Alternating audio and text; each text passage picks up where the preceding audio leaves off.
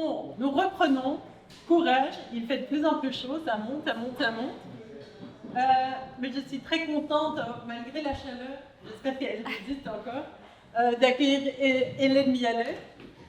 Elle est professeure au département de Science Studies, Science and Technology Studies, à York University à Toronto. Et comme je l'ai déjà dit lorsque j'ai introduit Christopher Kelty, puisqu'ils font ça ensemble, elle est aussi co-directrice d'un projet du CIFAR, un grand projet qui s'appelle Canadian Institute for Advanced Research, pour votre information, le CIFAR. Et ce programme s'appelle Future Flourishing. Beaucoup parmi vous connaissent sans doute le livre d'Hélène sur Stephen Hawking, qui s'appelle Hawking Incorporated, Stephen Hawking and the Anthropology of the Knowing Subject, qui date de 2012. Et un autre livre qu'elle a écrit qui s'appelle L'entreprise créatrice, le rôle des récits, des objets et de l'acteur dans l'invention. Et ce dont elle va nous parler aujourd'hui par rapport à l'enquête, c'est son projet de livre aussi actuel qui porte sur le diabète de type 1, mais aussi les chiens notamment et les machines qui sont impliqués dans la construction, j'imagine, la prise en charge de ce diabète de type 1. Et le projet s'appelle Animal Algorithms. Mais son titre aujourd'hui est en anglais, je pense que son PowerPoint est en anglais, mais elle va finalement parler en français. Mais je pense que le PowerPoint peut soutenir ceux et celles pour qui c'est plus compliqué. Je ne sais pas comment le traduire d'ailleurs. Merci beaucoup pour cette invitation. Vous m'entendez ? Oui. Très bien. J'ai écrit 3 différentes introductions, donc je vais essayer de voir comment lier ce talk au mode d'existence. J'ai vu énormément de liens, notamment ce matin avec l'exposé de Didier et d'Isabelle, donc je regrette qu'il ne soit pas là. Beaucoup de liens avec la métamorphose, donc c'est un peu ces différents modes que je vais explorer. Mais avant de faire ça, je ferai simplement un petit rappel pour expliquer d'où vient en fait ce projet sur le diabète et ce sera une façon aussi de réengager avec le travail de Bruno, notamment si on fait un retour en arrière. J'ai fait ma thèse avec lui dans les années 90-94 et donc c'était une période justement au CSI où ce dont on débattait beaucoup c'était l'agency des non-humains. Et j'étais fondamentalement intéressée à l'idée, en fait, de garder cette question de l'humain, de repenser cette question de l'humain après avoir pris en compte l'agency des non-humains. Et la raison pour laquelle je vais revenir là-dessus, c'est que, philosophe de formation, j'étais absolument fascinée par la question du sujet connaissant.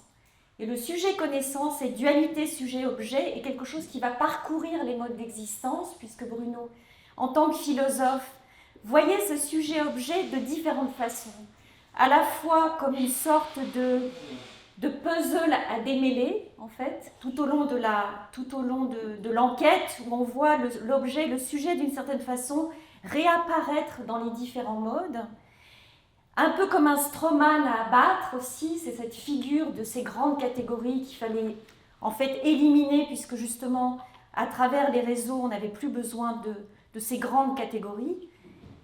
À la fois, et je pense en fait à John, quand on parlait, ou la fausse conscience qui a été mentionnée juste avant, c'est-à-dire cette idée que nous n'avions jamais été modernes, fondamentalement, constamment, nous étions complètement, on mélangeait justement des choses qui n'étaient pas, soi-disant, de différents registres, différentes ontologies, mais les modernes ne faisaient pas en pratique ce qu'ils faisaient en théorie, c'est de construire ce partage entre ces grandes catégories.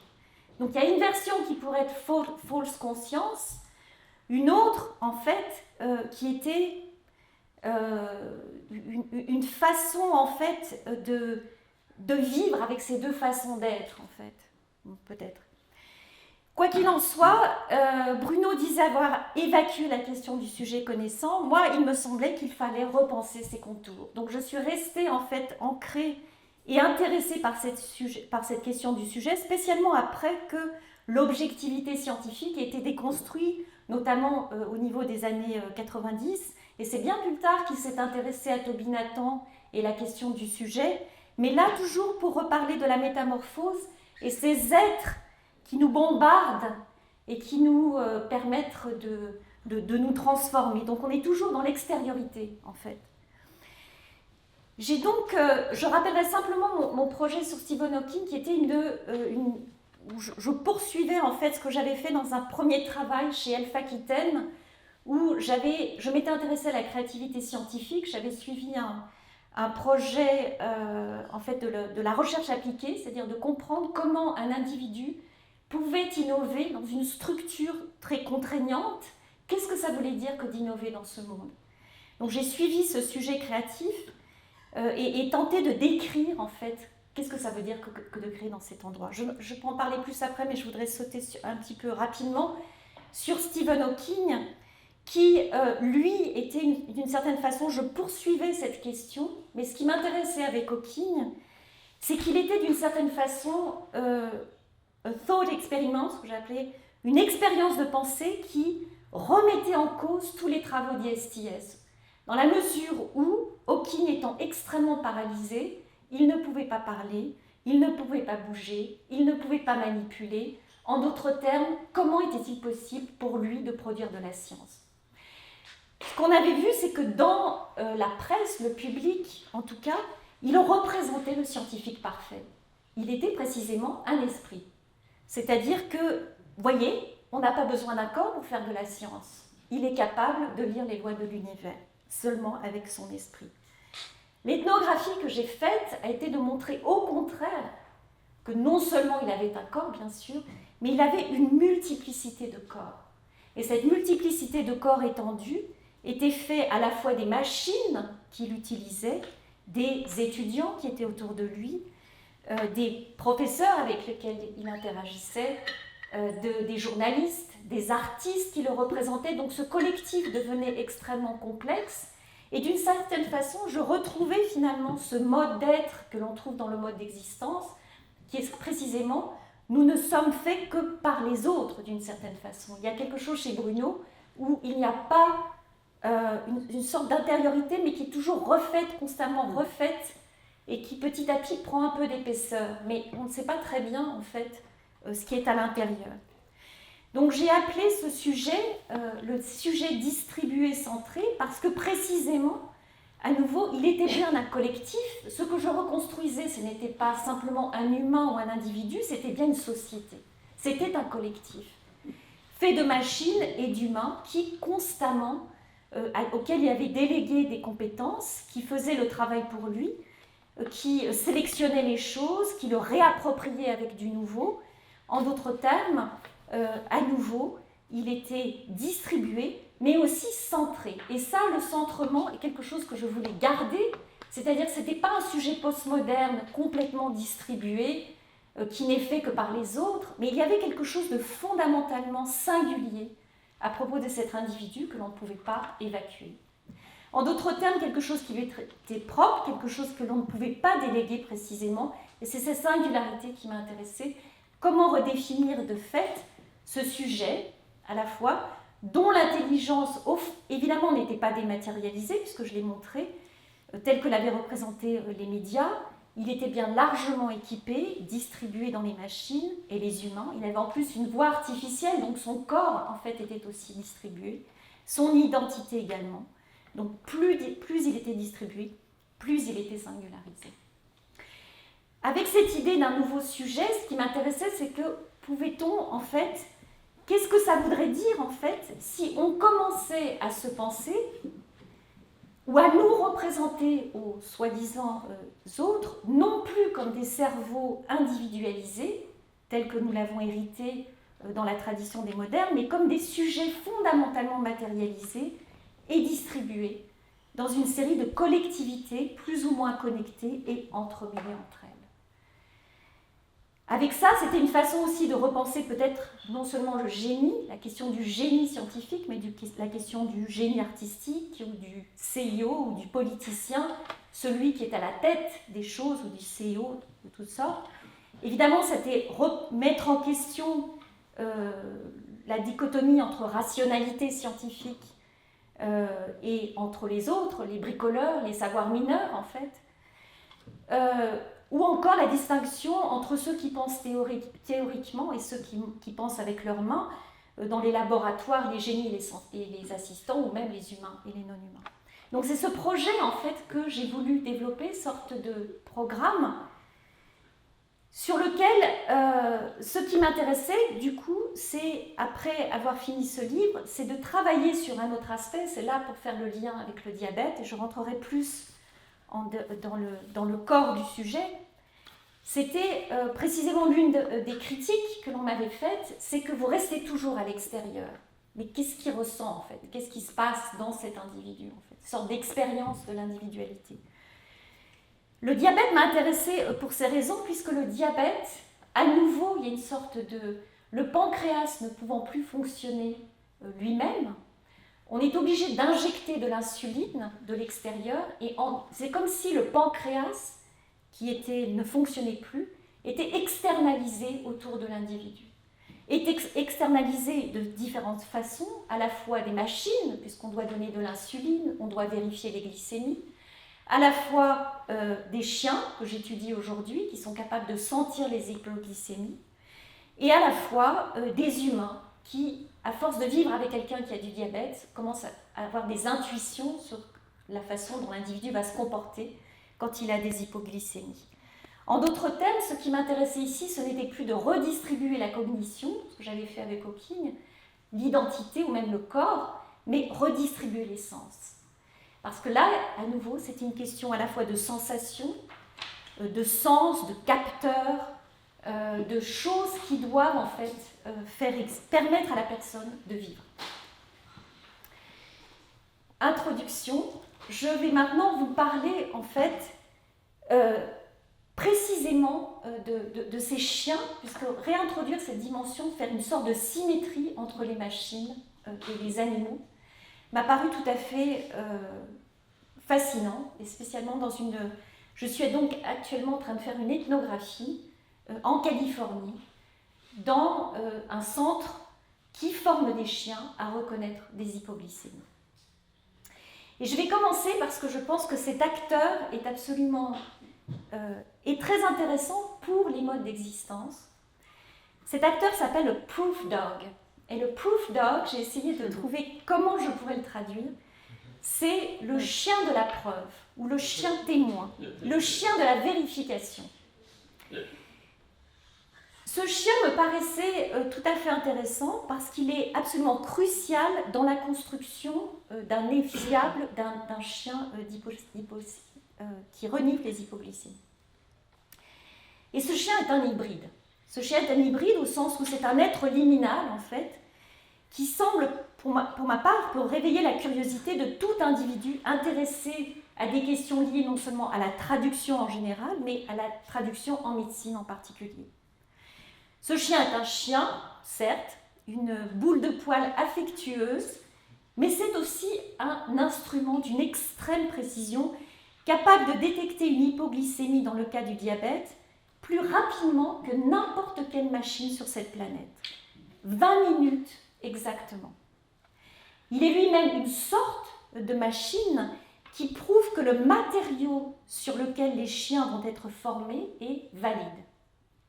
Il est un traducteur entre les humains et les animaux. Il est celui qui aura le dernier mot, c'est lui qui indiquera au trainer, à l'entraîneur, que l'odeur est valide et que la formation des autres chiens peut commencer. Enfin, c'est aussi un standard par rapport auquel les chiens d'alerte diabétique, lorsqu'ils auront complété leur entraînement, seront évalués.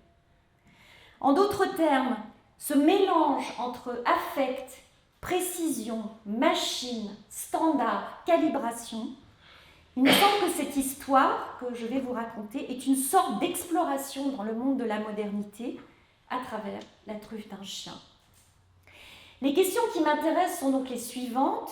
Quel type de processus de traduction opère entre les humains, les animaux et les machines lorsqu'ils sont engagés dans la fabrication d'un nez fiable, un chien d'alerte diabétique? Comment pouvons-nous démêler ces différents processus ou chaînes de traduction qui vont produire en bout de course différents régimes de vérité, ou peut-être un nouveau régime de vérité. Et c'est ce que je voudrais tester avec vous aujourd'hui. Donc mon histoire se situe en Californie, entre la Californie, Washington et Paris. L'inventeur de ces chiens renifleurs d'hypoglycémie vient entre deux mondes. Concorde, en Californie, au cœur de la Silicon Valley, de Belly of the Beast, et Washington, où se trouve l'un des plus anciens laboratoires des sciences physiques aux États-Unis, NIST, the National Institute of Standard and Technology.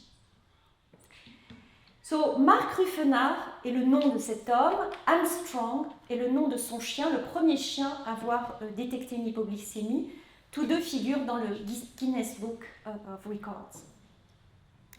Donc ce qui m'intéresse, c'est non seulement il a découvert que ces chiens avaient cette capacité de sentir les hypoglycémies, mais il tente d'élaborer des standards, applicables non seulement à tous les chiens diabétiques, mais aussi à tous les chiens d'alerte médicale. Il a lui-même un diabète de type 1. Il est le fondateur de D4D, qui est une organisation à but non lucratif qui forme ces chiens et dans lequel je fais mon ethnographie. Un chien coûte 50 000 $ en bout de course. Pourtant, ils vont donner ces chiens. Donc il y a tout un apparatus autour qui vont permettre la production de ces chiens. L'autre chose intéressante, c'est que sa famille est à l'origine de UserNoware, qui est une entreprise de métrologie de précision très respectée. En fait, un leader mondial de la mesure. Ce qui m'intéresse, c'est donc d'explorer les liens entre ces différents sites, D4D, UserNoware qui est juste derrière, et NIST qui se trouve à Washington. Je n'ai pas montré mes photos, mais ça, c'est un chien d'alerte diabétique. Et ça, c'est un chien formé avec un enfant. Ça, ce sont les machines avec lesquelles on va gérer le diabète. Et ça, c'est le chien qui va reconnaître une hypoglycémie et calibrer contre une machine. Voici le Proof Dog. Et voici NIST. Donc ces chiens d'alerte diabétique sont capables, comme je l'ai dit, de détecter une hypoglycémie plus rapidement qu'une machine. Mais ce qui m'intéresse dans cette histoire, c'est que personne ne sait ce qu'ils sentent. En d'autres termes, c'est autour de cet être invisible, l'odeur d'hypoglycémie, que va s'articuler mon récit. Comment peut-on dresser un chien à reconnaître une odeur qu'il est le seul à pouvoir reconnaître ? Dans le cas des chiens policiers, comme celui-ci, ils sont formés à détecter des drogues, bien sûr la cocaïne ou l'héroïne. Comme vous pouvez le voir dans les aéroports, les dresseurs connaissent la composition des drogues qu'ils utilisent. Dans le cas de l'hypoglycémie, comment peut-on connaître la composition chimique de cette odeur invisible et mystérieuse ? Et si on le pouvait, comment pourrait-on la recréer de manière à contrôler ce sur quoi les chiens sont formés ? N'oublions pas qu'en bout de course, l'intérêt de cette histoire, c'est que la vie d'un être humain est en jeu. C'est précisément ce que D4D et Mark tenta de faire, et ce qui m'intéresse, c'est précisément ils vont mobiliser la science pour essayer de comprendre, découvrir la composition chimique de cette odeur.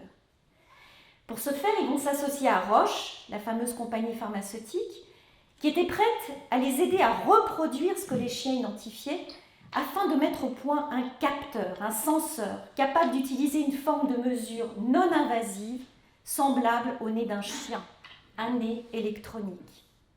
Les nez électroniques existent aujourd'hui. J'ai interviewé plusieurs personnes qui les utilisent, notamment dans le cas de l'agriculture, par exemple, pour reconnaître quand les fruits sont arrivés à maturité. C'est une importante révolution comparable à l'invention de la caméra. Roche, cependant, était confronté à 8 pertes per million de composants d'odorants dans un échantillon prélevé sur un être humain, présentant une hypoglycémie.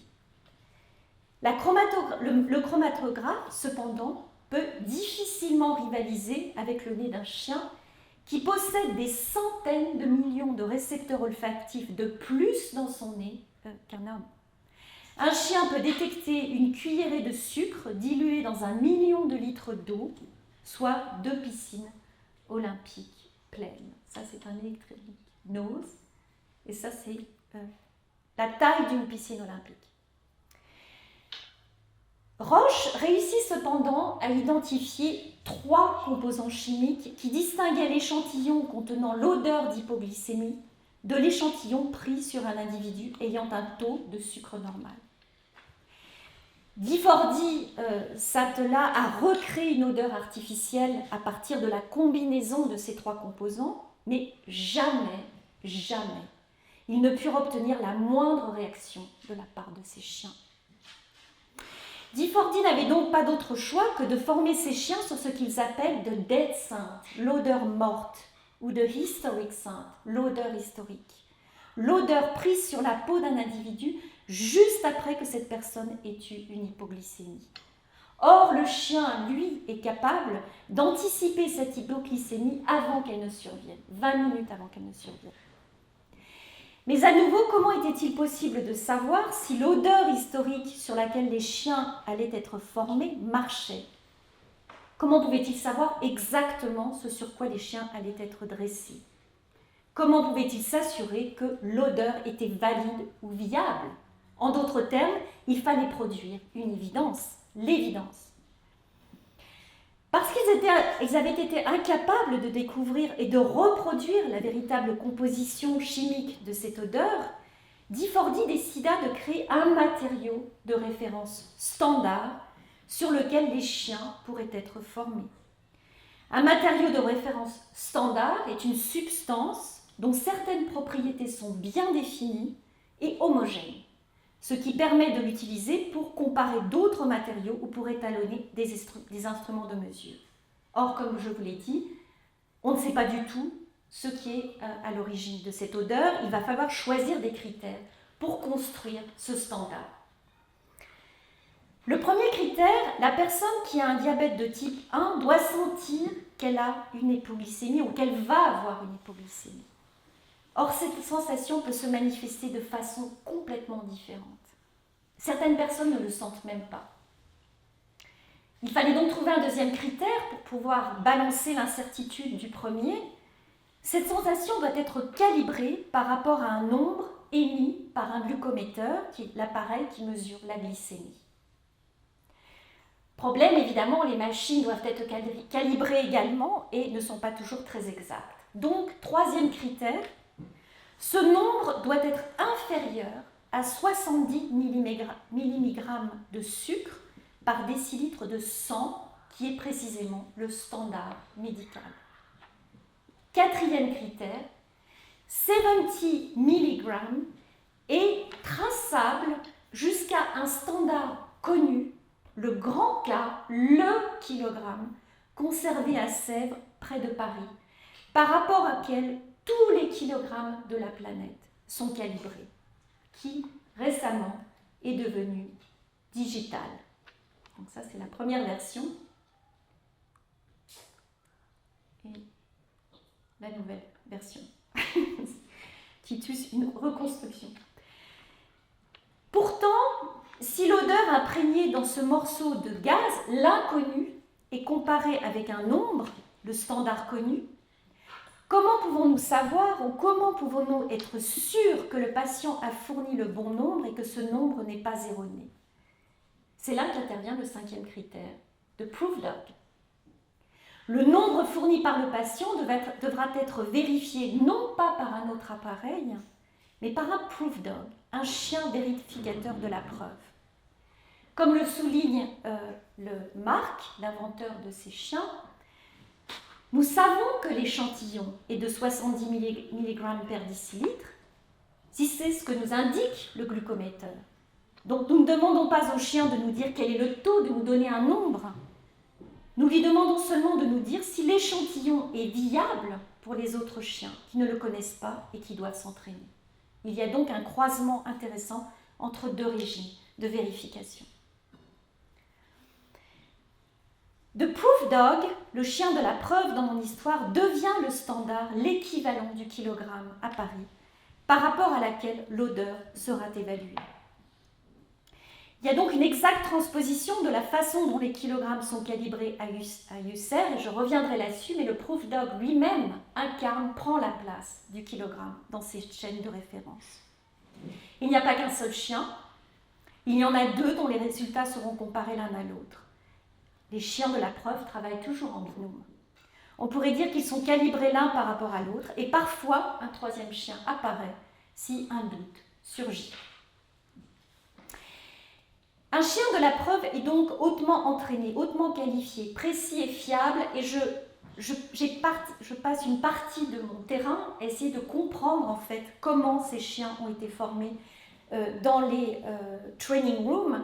Et là, à nouveau, on voit des transpositions extrêmement intéressantes entre le laboratoire où les instruments sont calibrés et le laboratoire dans lequel ils sont formés.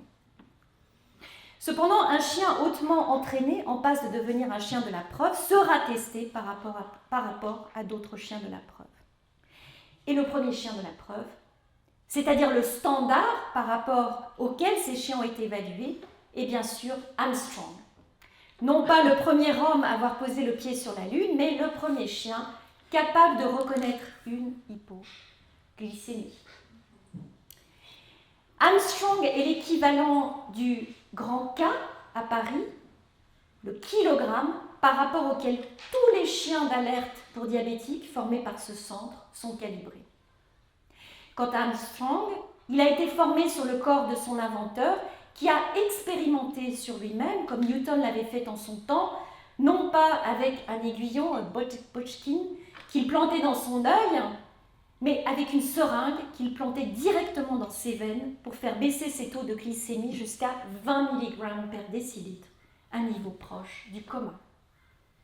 En effet, lorsque Mark a commencé à former Armstrong, il a utilisé son propre corps comme une sorte de mini-laboratoire. Il a fait des expériences sur lui-même et a essayé de contrôler ses taux d'hypoglycémie et a produit du matériel de référence standard afin de déterminer les taux que les chiens pouvaient reconnaître et sur lesquels ils pouvaient être dressés.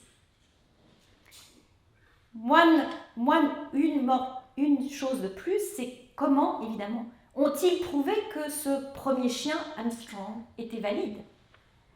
C'est grâce à la collaboration avec Roche que DeFordy a pu développer les protocoles de collecte des échantillons et d'entraînement qui leur ont permis de prouver la validité du chien de la preuve. En effet, les 3 substances chimiques ont confirmé que si les chiens faisaient la distinction entre l'odeur d'une hypoglycémie et l'odeur d'un taux de sucre normal, c'est parce qu'il y avait effectivement une différence au départ entre ces deux odeurs. Cette fois-ci, les 3 composés chimiques sont l'équivalent du kilogramme, verrouillé avec 3 clés à Paris. Quant à DeFordy, il vient d'être rebaptisé National Institute of Canine Service and Training, ce qui ressemble étrangement à The National Institute of Standard and Technology, où travaille Marc.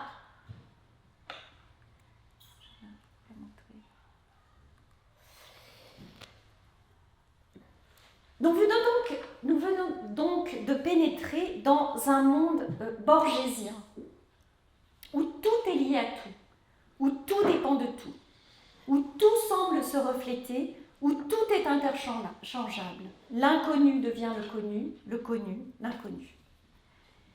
Chaque fois que nous ouvrons une porte, nous trouvons une autre porte qui s'ouvre sur une autre porte. Tout semble circulaire, tout se recoupe, tout se renforce mutuellement. La réplication des mesures repose sur l'imbrication de tous ces mondes les uns dans les autres. C'est ça la preuve scientifique. Mais bien plus que cela, ce que nous suivons, c'est l'enchevêtrement de différentes chaînes de traduction. Et c'est ça qui m'intéresse.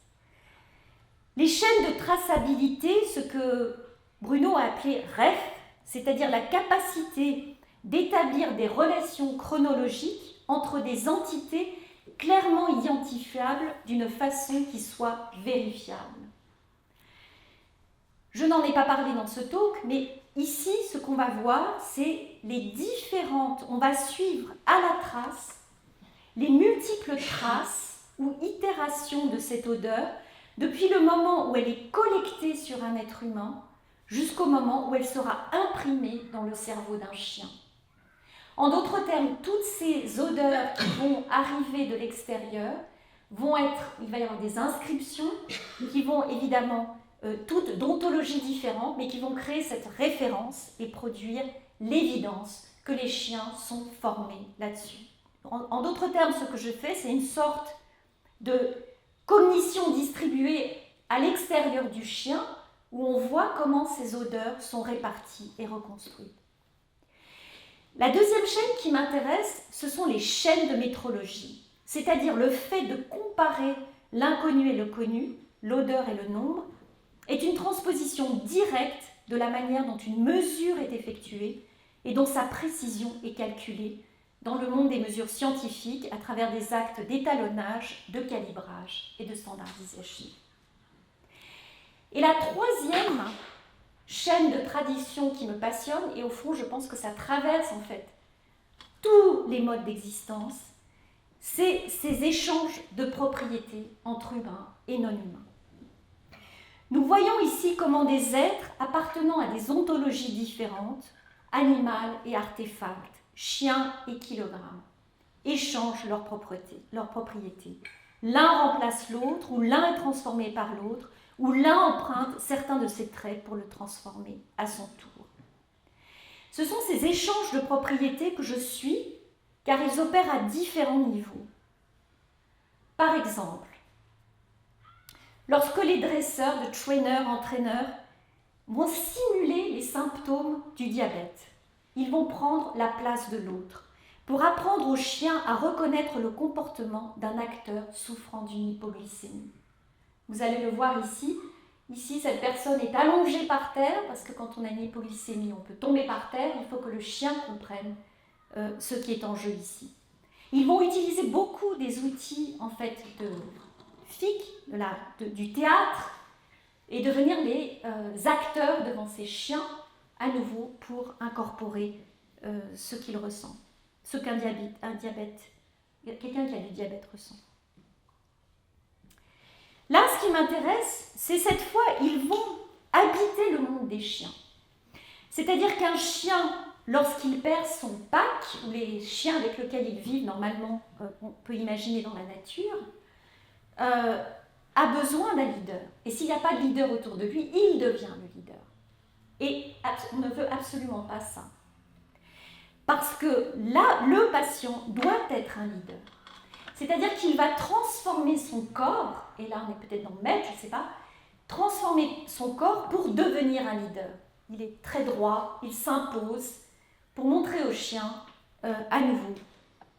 Voilà le comportement, la posture d'un leader dans le monde des chiens, de telle sorte que le chien ne répondra qu'à cet individu. Imaginez être dans un restaurant où tout le monde a une hypoglycémie, le chien doit reconnaître, lui, la personne avec qui je travaille. Ou encore lorsque les chiens eux-mêmes commencent à penser comme leur maître ou les entraîneurs et apprennent leurs habitudes. On les met de plus en plus loin dans la training room parce qu'ils sont tellement intelligents qu'ils en fait commencent à percevoir et à comprendre où l'odeur est cachée. En d'autres termes, tous ces indices, ils les reconnaissent et comment les entraîneurs vont réagir par rapport à eux. Donc dans tous ces cas, la connaissance est produite grâce à des mécanismes de projection, de traduction, d'identification, de métamorphose complexes, de feedback loop complexe. Ce sont ces multiples chaînes de traduction que j'essaie de déployer dans mon livre afin de comprendre comment un nez fiable est fabriqué. Cependant, si mon histoire s'arrêtait là, on ne pourrait pas comprendre comment ces chiens fonctionnent. Car tout comme Lacan prolonge et élargit l'Umwelt, l'environnement du malvoyant, comme Gregory Bateson nous l'a montré, le chien, après avoir été associé à un patient, devient une extension de son moi. Et éventuellement, il deviendra une sorte d'instrument également, factuel, flexible et aimant. Et c'est la combinaison de ces trois états que je trouve qui m'intéresse le plus. C'est-à-dire que les chiens seront attachés ou aimeront leurs humains, comme un parent peut aimer son enfant, mais contrairement à un parent qui peut se montrer critique ou donner l'impression de l'être lorsqu'il demande à son enfant de vérifier sa glycémie, le chien se contentera de sentir l'odeur. Il alertera sans porter de jugement et indiquera à son maître qu'il doit vérifier sa glycémie. Ces chiens seront donc exacts comme des machines, voire plus que des machines. Mais leur exactitude ne reposera pas uniquement sur un algorithme, bien qu'il repose aussi sur un algorithme. Ça, c'est la retranscription que j'ai faite du nombre de tours qu'ils font, des odeurs qui ont été prises, etc. Ça ressemble à un algorithme. Mais il dépendra sur leur capacité à s'ajuster, à s'accorder, à tune, ou à se mettre en harmonie comme un instrument de musique, à être en phase avec, à se mettre au diapason. Et plus ils seront exacts, plus ils seront ajustés et accordés, et plus ils seront ajustés et accordés, plus ils seront exacts. J'ai presque fini. Il ne peut y avoir d'exactitude, en d'autres termes, sans soin et sans attachement. Comme le note Puig de la Bella Casa, curieusement, le terme accurate dérive de care, soin, préparé avec soin, précis. C'est le participe passé de accurate, prendre soin. Ici, la notion de faire quelque chose avec soin a conduit à celle d'être précis. On pourrait dire dans ce cas que le chien est plus exact parce qu'il sent en étant à l'écoute ou sensible à vous, et qu'il est à l'écoute ou ajusté à vous pour sentir. Mais contrairement à ce que soutient Bella Casa, selon qui la proximité séduisante entre ces termes, soin et être exact, révèle un terrain glissant, l'ambition de contrôler et de juger ce que, qui, comment nous prenons soin, nous voyons ici opérer exactement le contraire. Aucun jugement n'est impliqué. Pourtant, un meilleur contrôle est obtenu. Factuel, objectif et sensible. D'où le projet du livre que je poursuis de reconstruire une écologie des sens, des sensations, des capteurs, des sensibilités de toutes sortes, des glucométeurs qui mesurent la glycémie, des nez de chiens qui sentent l'hypoglycémie, des parents qui intuitent la réaction de leurs enfants, and so on and so forth. La sensibilité est un atout dans certains contextes, mais elle peut jouer aussi contre eux. Et ça, pour l'anecdote, j'avais expliqué à Bruno que je travaillais là-dessus, et quand je lui ai expliqué cette histoire particulière, il m'a dit, évidemment, les machines sont beaucoup plus fiables. Et ça m'intéressait précisément de poursuivre ça. Un jour, l'entraîneur m'a raconté qu'elle essayait de comprendre pourquoi un chien n'alertait pas son patient. Elle s'est rendue compte, après avoir enquêté sur sa famille, que ses parents étaient en plein divorce. Le chien, sensible à la tension extrême qui régnait dans cette famille, a été incapable de fonctionner.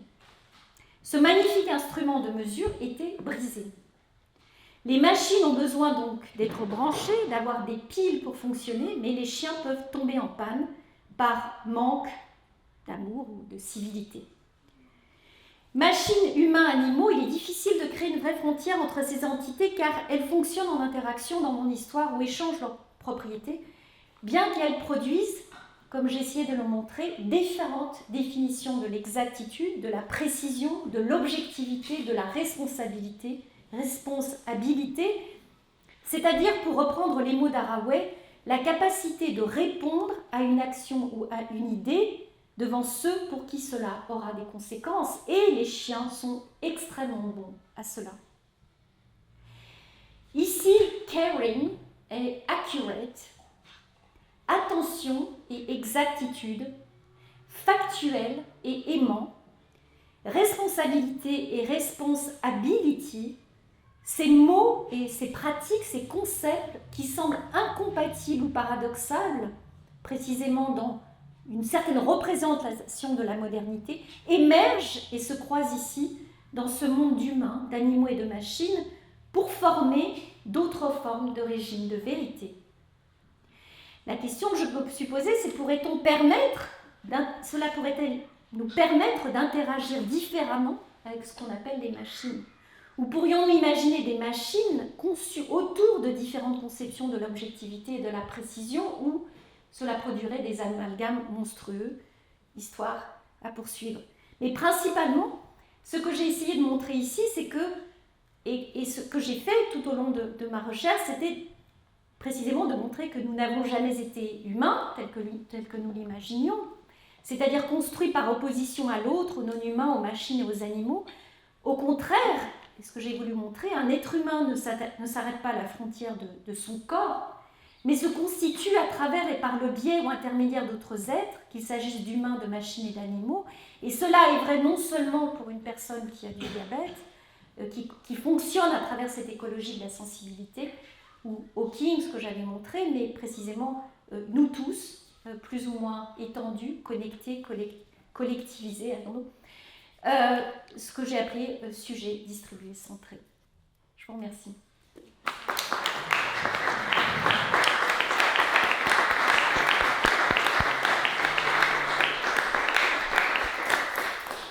Merci beaucoup, Hélène. Est-ce qu'il y a tout de suite quelqu'un qui a une question? Philippe. Oui, moi, Il est toujours un peu plus rapide, quand même. Merci beaucoup pour ton exposé, qui était vraiment très intéressant. Je voulais savoir si tu connais le travail. Bruno a travaillé sur les laits. Si tu connais ce travail, les laits, les parfumeurs. Et il a fait un travail intéressant. Et Oui. ça avait écrit ou pas quelque chose. How to talk about the body, non? Comment? Le texte s'appelle How to talk about the body or the normative dimensions of science study. Je l'ai recherché pendant l'exposé, en fait. Je ne connaissais pas La deuxième chose, c'est que deuxième chose, c'est finalement, tu en parles un peu, et je trouve que tu as peut-être intérêt à nous en parler plus. Qu'est-ce qu'on apprend sur les chiens? C'est-à-dire sur l'éthologie des chiens. Oui. Parce que par toute cette histoire, on apprend beaucoup de choses sur et je pense qu'il n'y a plus des bonnes vérifications, qu'est-ce qu'on apprend et tout. Mais qu'est-ce qu'on apprend sur les chiens? À quoi les chiens s'intéressent finalement dans tout ça? Pourquoi les chiens? Qu'est-ce qui intéresse les chiens? Je pense par exemple de Donna Haraway là-dessus, sur son travail, sur comment les espèces se rencontrent, sur le travail qu'elle fait avec son chien, mais toujours dans le double intérêt du chien et de son propriétaire, et à l'inverse. Et là, tu as employé 2 ou 3 fois le mot amour. J'ai trouvé que ça allait trop vite. On va expliquer plus. Les chiens ont de l'amour. L'attachement. Oui, il faudrait voir. Oui. Ça va un peu vite. Et le dernier point, très vite, c'est effectivement, il y a cette histoire de chiens et de diabète. Mais on a beaucoup parlé aussi au moment du Covid. Oui. Les chiens dressés pour détecter les gens qui étaient positifs au Covid ou pas. Et j'ai quand même le sentiment, et peut-être savoir pourquoi, régulièrement ces questions reviennent sur le devant par des expérimentations, celle-là qui est plus poussée peut-être que les expérimentations qui ont été faites sur le Covid. Et en fait, ça ne débouche jamais vraiment sur des pratiques nouvelles. Et en fait, très vite, on abandonne les choses. Et les chiens retournent dans le chien, on dit. Et il n'y a pas d'extension. Il n'y a pas d'extension au-delà de ces expérimentations qui sont menées. Il n'y a pas d'extension de ces usages, de cette relation entre les chiens qui travaillent. On a vraiment du chien à faire. Et les chiens font pour raison sans doute. Et c'est assez important. Hop, ça disparaît aussi vite que ça apparaît. Voilà. Mais en tout cas, merci pour ton exposé. Alors, le nez des parfumeurs, ça, je sais effectivement que Bruno avait travaillé là-dessus. Je n'ai plus en tête, en fait, cet article en particulier, mais il me semble qu'il avait fait aussi dans le contexte de toujours cette notion d'être affecté, affect, qui je ne sais pas comment, en fait, le reprendre dans mon histoire, si ce n'est que même le nez, en tout cas pour reprendre ce dont tu me parlais, c'est-à-dire que le chien finalement n'apparaît pas vraiment, les parfumeurs sont des experts évidemment dans le domaine de l'olfaction, dans notre monde humain qui est quand même très basé sur la visualisation, mais ça reste par rapport à nouveau au nez du chien qui est extrêmement beaucoup plus puissant que ça n'a rien à voir. Maintenant, c'est des questions, et le chien, c'est pareil, ce qui m'intéresse, c'est que, à nouveau, je parle sans connaître, sans me rappeler, en fait, de l'argument que Bruno faisait, mais il y avait, à mon avis, beaucoup de choses aussi sur le savoir tacite, tu vois, l'apprentissage du corps, etc., que tu retrouves chez les chiens, bien évidemment. Puisque le point est de montrer que ces chiens ne sentent pas une hypoglycémie comme ça, précisément parce que pour eux, tout est entremêlé dans tout. L'hypoglycémie, elle est mélangée à des milliers de choses, donc il va falloir justement localiser qu'est-ce que c'est que cette hypoglycémie.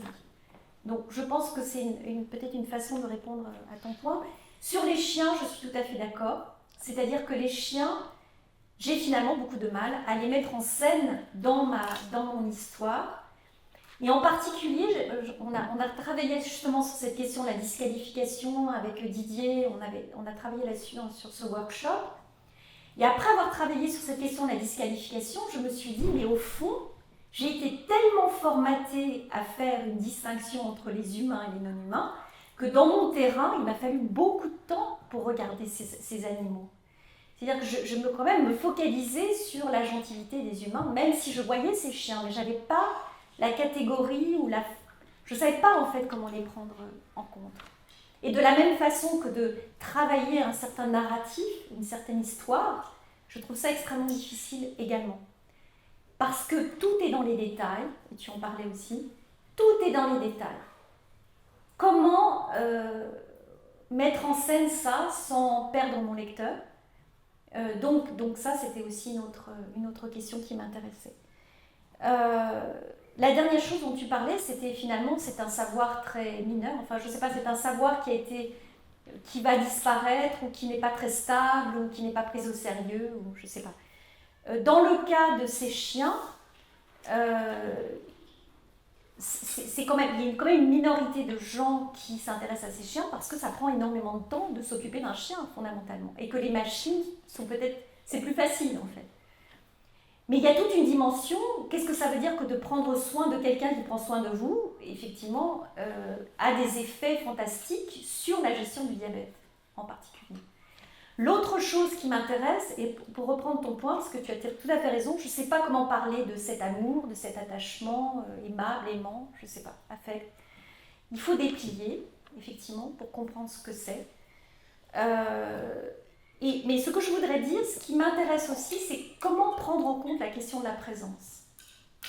C'est-à-dire que le fait de ne pas être jugé quand on te demande de faire ton hypoglycémie semble crucial, ça revient dans toutes les interviews. C'est cette présence de cet individu, cette puissance d'un être qui est là, sur lequel tu reposes et qui ne te demande rien. Et du coup, j'étais fascinée par les travaux de Roustan, j'en parlais avec Antoine ce matin, François Roustan, précisément parce que c'est ça un bon psychanalyste. C'est ça, je vous reçois tel que vous êtes, je m'assois et je vous reçois tel que vous êtes. C'est la présence fondamentale.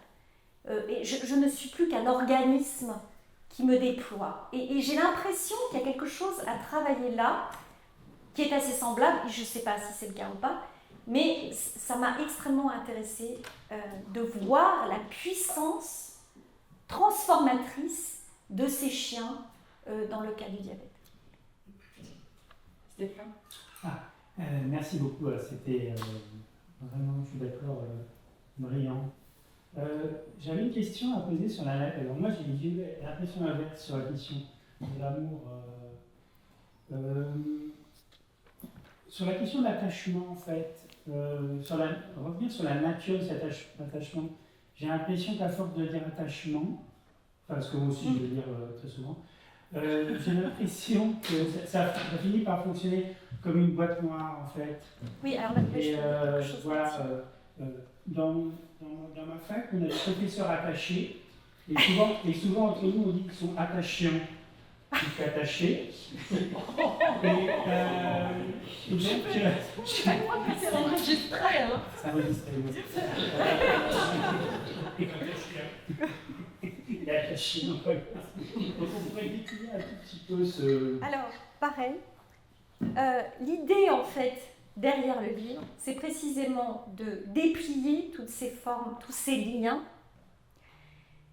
Et le premier lien, c'est précisément de montrer le mode REF, donc la référence. Qu'est-ce que c'est que cette chaîne de standardisation? Bon, ça c'est la métrologie, c'est ce que j'ai expliqué. Le deuxième pourrait être finalement la biologie ou peut-être la question du trait héréditaire. Parce que ça, c'est un trait qui va être construit jusqu'au laboratoire, c'est-à-dire on prend des chiens qui sont formés pour les aveugles et qui sont des chiens qui n'ont pas réussi à aider les aveugles parce qu'ils ont des propriétés différentes, des qualités différentes. Mais il y a des traits qui restent. Il va falloir les modifier en fait. Donc ça, c'est un autre trait.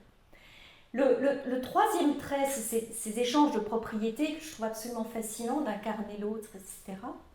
La quatrième chose, et ça, c'est lié à l'attachement, c'est la laisse. Et de suivre la laisse, la matérialité de la laisse depuis le départ jusqu'au moment où tu n'as plus besoin d'une laisse, en fait. C'est cet attachement qui devient invisible, mais qui est présent. Donc, et qui est dans le cas où il va falloir former les patients à comprendre les chiens. Donc, ce n'est pas d'un côté qu'il y a vraiment une symbiose qui va s'opérer. Et à la fin, il y a une sorte de mariage, en fait, entre ce chien et cet individu, au sens où cette symbiose, et c'est peut-être...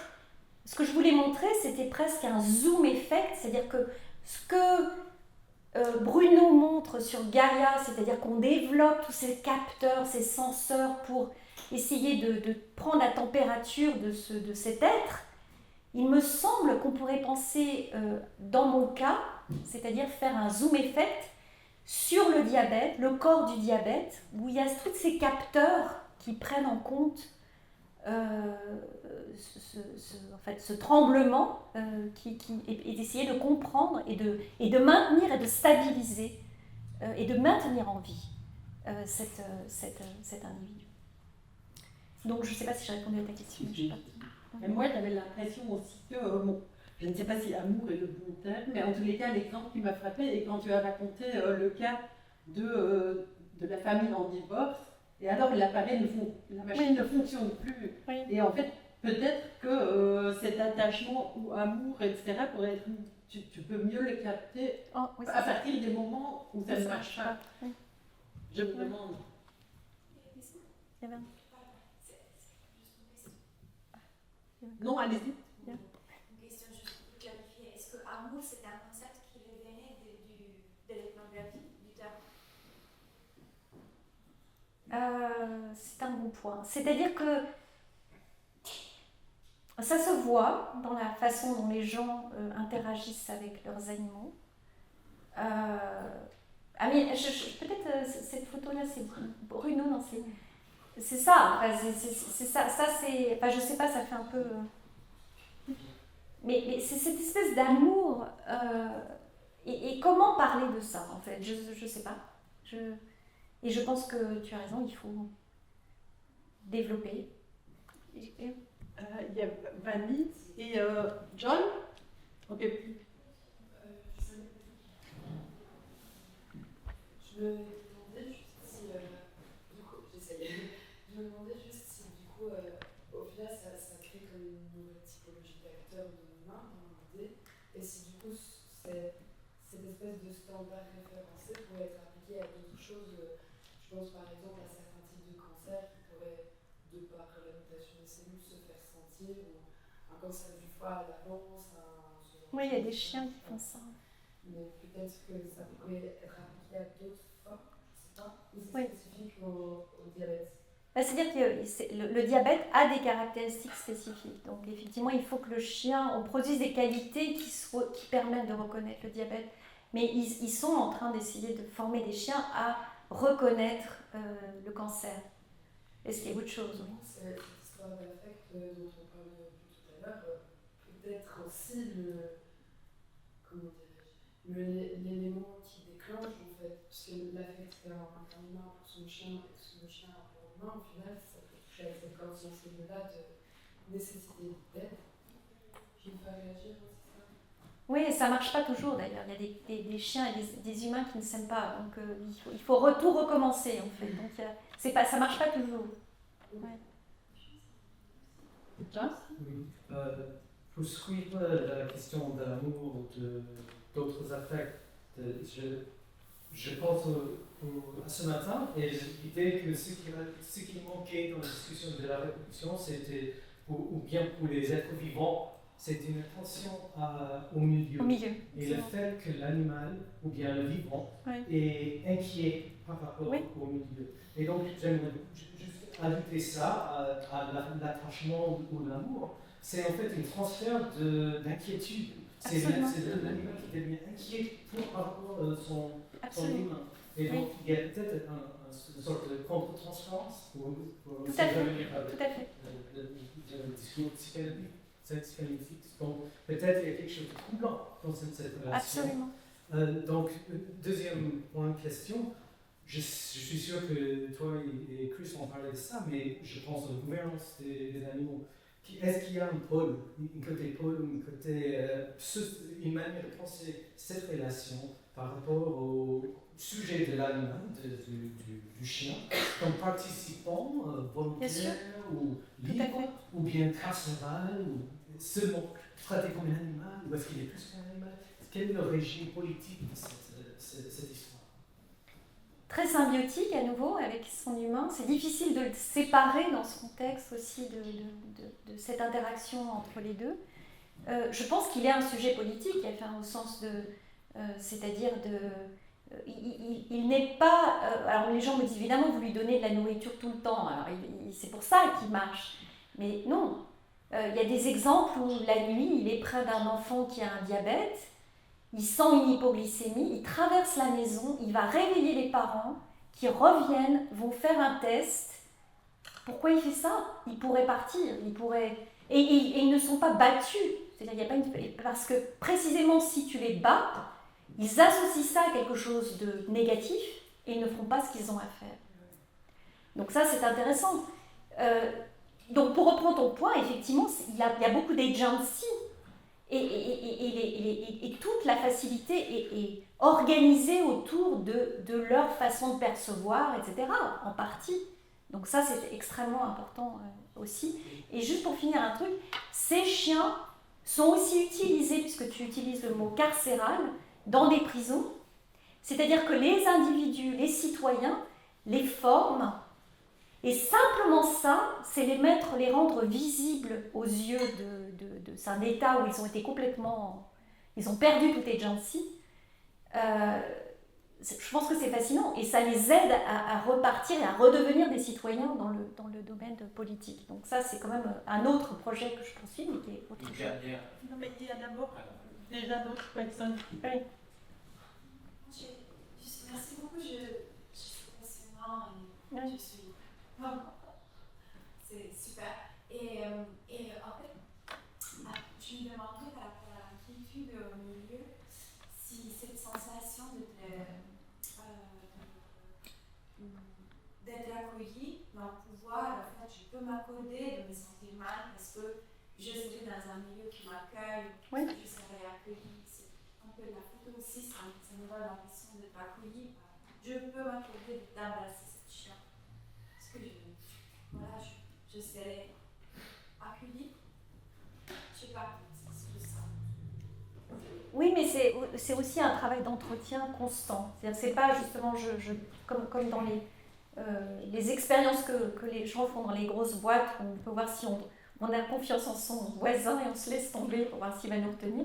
Là, il y a bien un travail constant, et j'entends ça d'ailleurs, les trainers qui me disent il me fait confiance, je lui ai jamais fait de coup dans le dos, parlant du chien, donc je vais pouvoir travailler avec lui. Donc il y a cette confiance qui s'installe et qui se crée.